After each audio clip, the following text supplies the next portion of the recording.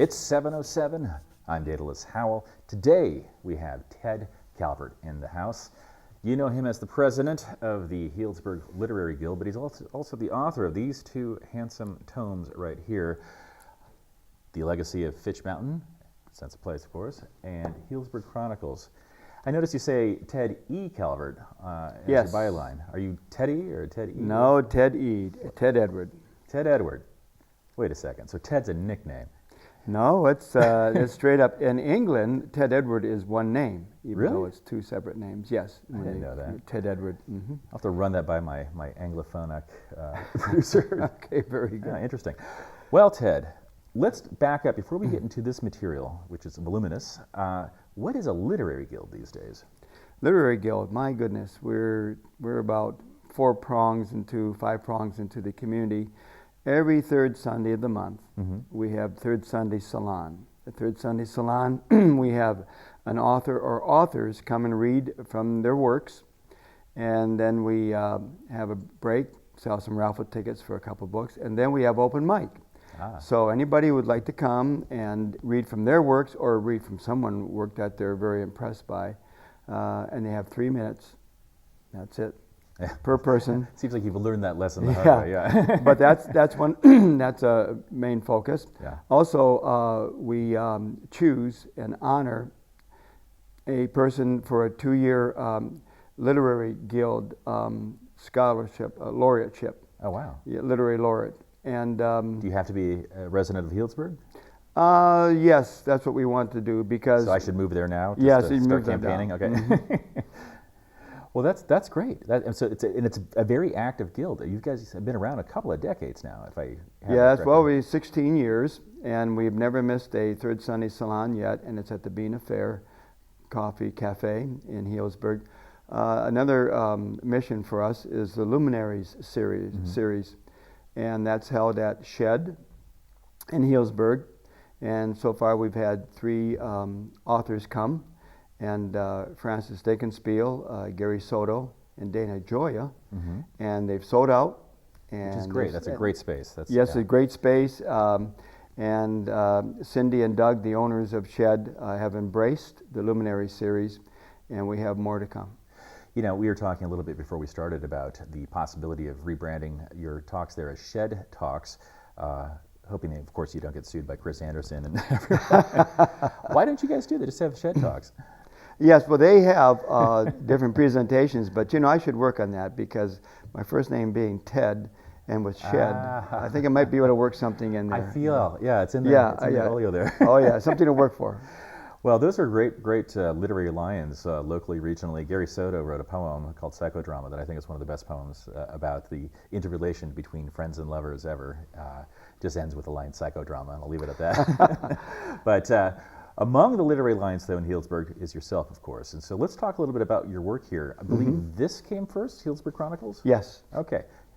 What happens in Healdsburg such that you had to spend all these pages chronicling it? Oh my goodness, Healdsburg is rich in history. As the immediate past president of the Healdsburg Museum and Historical Society, it's just very, very rich in history. The immigrants themselves coming into Healdsburg, the farm community. I've been there for 36, going on 37 years, and when I first got there, it was a farm town. Now it's really going upscale, but you can't mess up Healdsburg too much. Be very difficult because Healdsburg has its own mountain, Fitch Mountain, Right.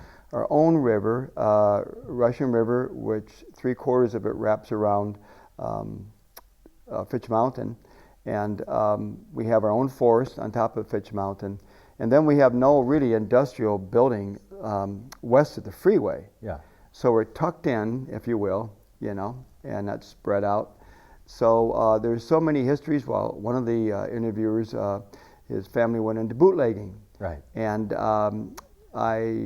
you go to the house and you interview the person, take the interview notes and write a draft. You bring it back, share it with them. Is there something that you can add or take away, whatever? You're a better reporter than I am. And go back. So there's 3 visits. After the second visit, I came in and said, well, what do you think? And he said, Ted, I have trouble. My sister doesn't want it. my brother doesn't want it talk about bootlegging because, well, it's it was against the law, so on and so forth. And I said, but do you like it? He said, oh, absolutely. I said, then it stays. There you go. And then I had a phone call 2 weeks after this one interview, and Was it the sheriff? No, yeah, right. But it was, I gave him the text how it was going to be presented in the book because you need to get their full concurrence. Yeah. And I got this call. I said, I'm representing the family, and we want you to stop, take everything out that we shared with you, take the pictures out, or we'll see you in court. Wow. So interviewing people can get very exciting and dramatic at times. I would imagine. Was bootlegging that big a business in Healdsburg? Oh gosh, yes. Gosh, yes. Is that where the wine industry evolved from? No. Okay. The first winery started around 1863, I think it was. It's interesting. You are so devoted to place and Healdsburg in this case. Where are you from originally? Northeastern Ohio. What is it that made you leave there and get here and fall in love with it as you have? That's a good question. Healdsburg is named after Harmon Heald. Okay. Harmon from Ohio. So I had to follow him. No, not really. But you can tell me you're him. You heard it here first. Yeah, exactly right. But what happened is that the company that I was working for transferred me up northern California. So I had to pick a town either in Sonoma County, Lake County, or Mendocino County. You chose wisely. And I chose Healdsburg because I had 2 young boys and the river and all that. Yeah. And so what happened? Although you could have bought a piece of Mendocino County, had a nice little, This is true, but it probably went up in smoke, so to speak. That's true. Like literally, actually. We're talking with Ted Calvert. He's the author of Legacy of Fitch, Mountain and Healdsburg Chronicles, and he's the president of the Healdsburg Literary Guild. We'll be right back on 707.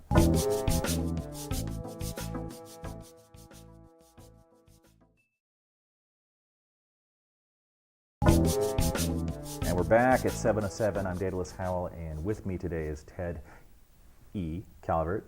He's the author of Healdsburg Chronicles and Legacy of Fitch, Mountain. He's also the president of the Literary Guild of Healdsburg, or the Healdsburg Literary Guild, I should say. There you go. Your trajectory from your working life and having moved here from Ohio to becoming an author, let's back up and kind of figure out where that began. Were you always a writer? No, I wasn't. I had to write textbooks for that small company called AT&T, and I ran a lab for AT&T, a technical lab, and they asked me to write the textbooks. So to that's teach what staff? I was doing. Like how to staff and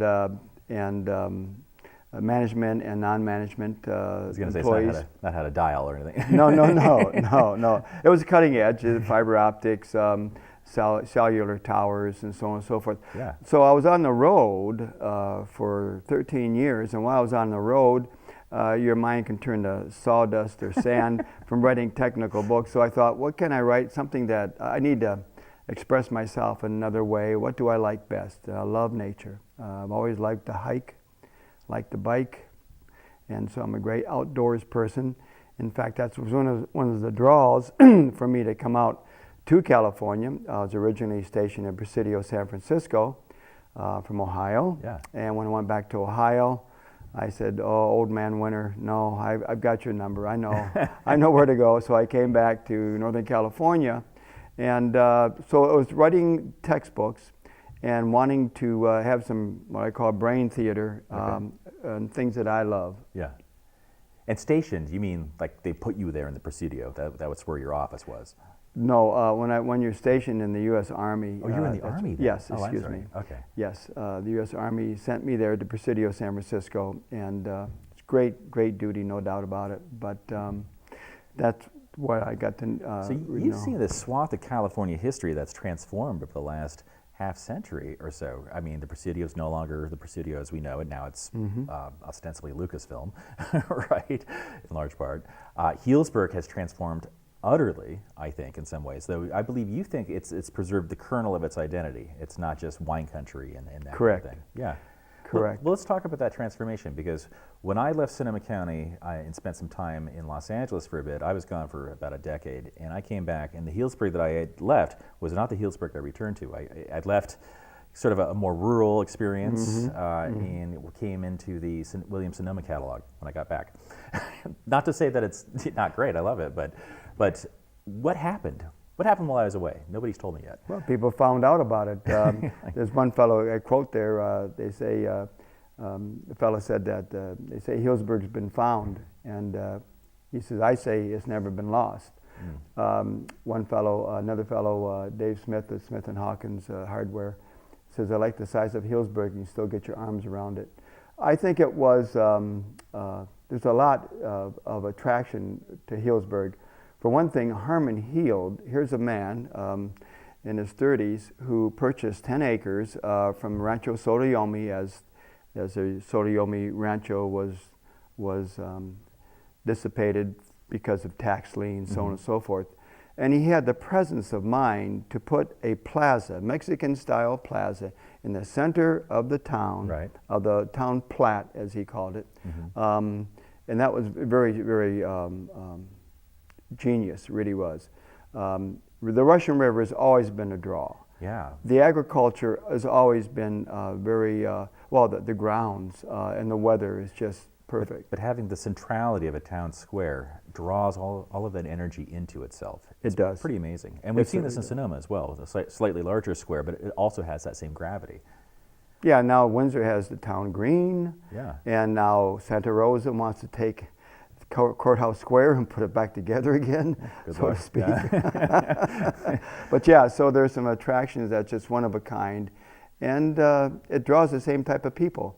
People want to have a sense of community, and it has a strong sense of community. You can get involved very easily in the fabric of the community. Well, what do you think distinguishes Healdsburg in the experience of being there versus Petaluma or Cotati or any of a number of towns that are comparably sized, or well, Petaluma's larger, but Cotati's a small town, the way that Healdsburg is. How do you, or Sebastopol's another good example, how does a town maintain its identity, and how is it different from the rest of Sonoma County? Well, I think that's a very good question. It's because it gets in my DNA, it gets into your blood. Like hiking Fitch Mountain, like legacy of Fitch Mountain. Very few towns, not only in Sonoma County, but throughout America, have their own mountain where you can get to the crest of the mountain, look down on the shops that you shop at, the schools you go to, the workplaces, just the community itself. Like see the entire experience. See the entire, yes, yeah. Absolutely. And contain it in a single thought. Yes, yeah. You certainly can. Yeah. And you see the history that surrounds it. In my hikes that I do for land paths, it's a 3-hour hike, and it's called History in Hiking. And you tell of the nuances and the history of Healdsburg and of the Fitch Mountain itself. And the resorts that were built on Fitch Mountain were just phenomenal. The first one was in 1905, the second was 1910, and so on and so forth. Then you had the Russian River, a town that has its own river. I mean, it's phenomenal. Petaluma has a river of sorts. Of sorts, this is true. But the weather's up. But people, the rivers always drew the people to Healdsburg. Absolutely. So you've got Fitch Mountain, and you have the river, then the agricultural base. I never forget this one lady. She lives in town now, but she lived in a Dry Creek store. Her parents owned it, so on and so forth. And she thought, those people who live in town must be really very wealthy or something, because all we have is just land, just hundreds of acres of land. Right. Well, it's changed around. But yeah, I think the makeup, topography, plus the ease of the community involvement, I think Healdsburg draws the same type of people who want to have a sense of community, want to be involved in the community. So it's a combination, but it's a magic part. It really is. Does it suffer any of the sort of issues that small towns occasionally do, where there's, we'll say, is there another literary faction starting its own guild because you have a disgruntled former member, say? Yeah, no, the Arts Council, but yes, it is changing. Myself, go on record by saying we don't have to continue to build hotels. We can keep the smallness. Yes, a lot of tourists come to Healdsburg, but we don't have to change the makeup of Healdsburg just for tourists. Yeah. We need to keep our identity. So let's calm down a little bit and say, keep the keys to the town. We're talking with Ted Calvert. He's an author and president of the Literary Arts Guild of Healdsburg, or the Healdsburg Literary Arts Guild. I don't know why I keep inverting that, but we'll be right back on 707. These are consistent.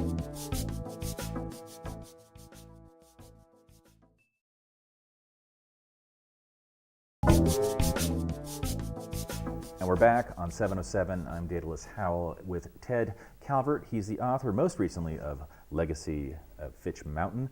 What is it about Fitch Mountain? I know we've talked about how it's unique among towns in America to have its own mountain, but is there a sort of spiritual resonance there for you?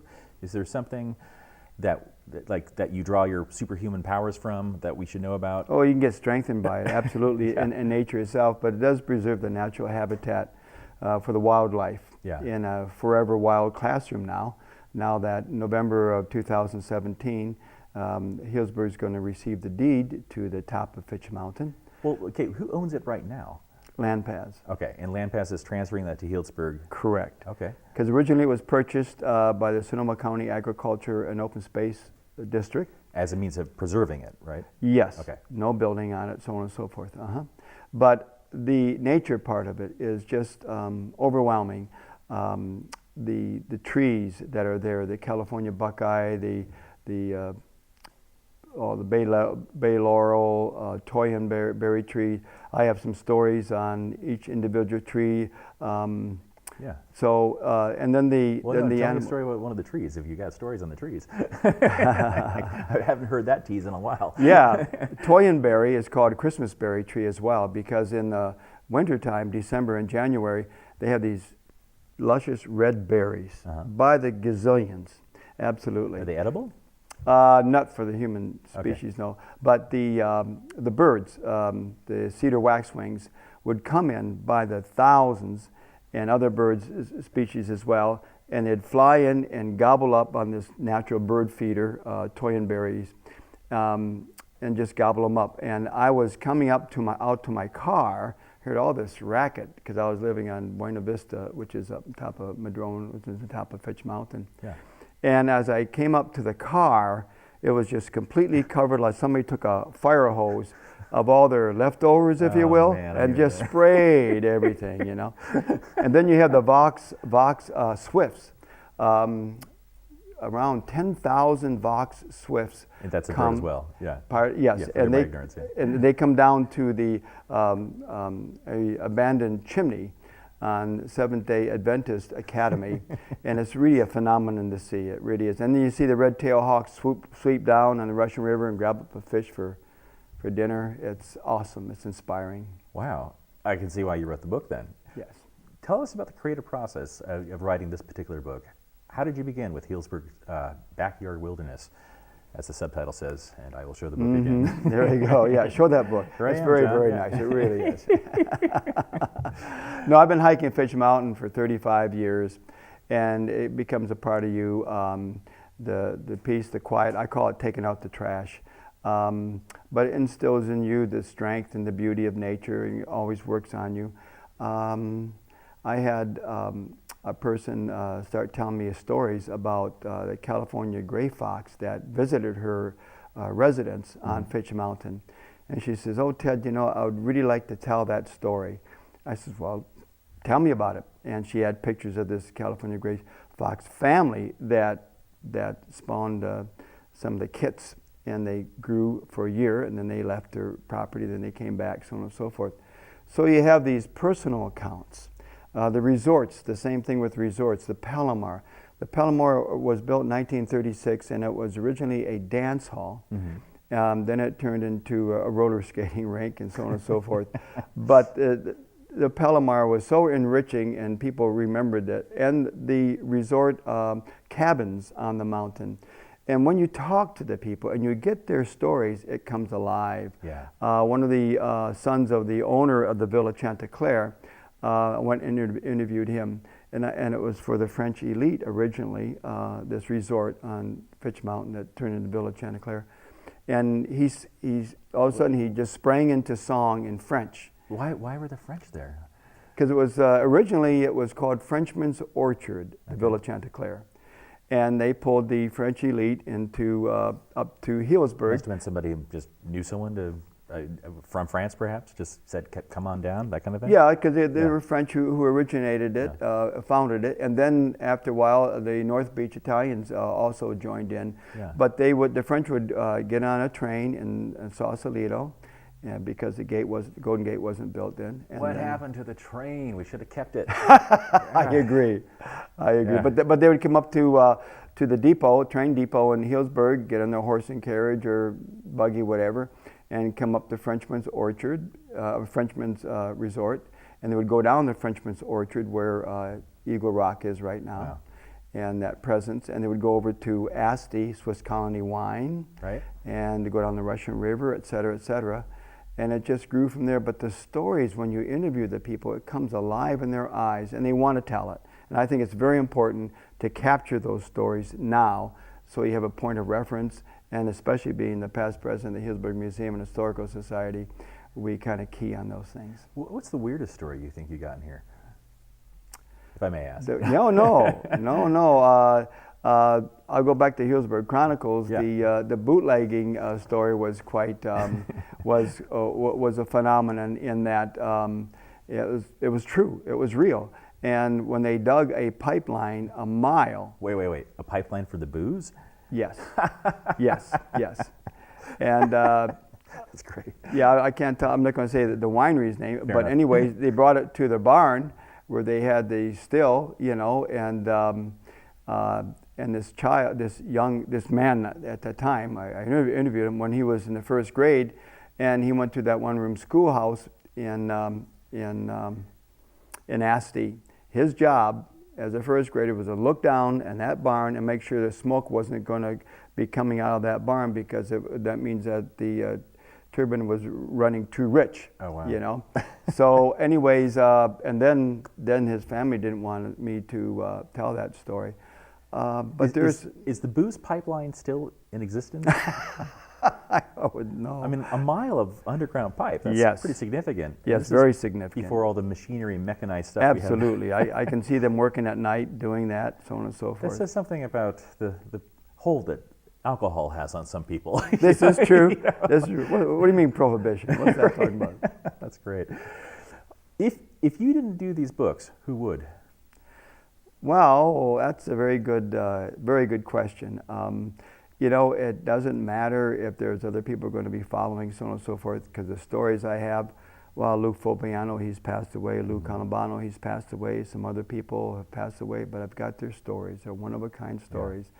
Yeah. And that's a good question. But I think you've done a real service for Healdsburg, well, thank you very especially for much. future generations. We're lucky. Well, we've been talking with Ted Calvert of the Healdsburg Literary There you Guild. got it. And the author of Legacy of Fitch Mountain, as well as Healdsburg Chronicles. They are available everywhere fine books are sold, of course. Look them up, find them. Ted, thank you for coming. Thank you very much Yeah. for this opportunity. Good times. Appreciate it.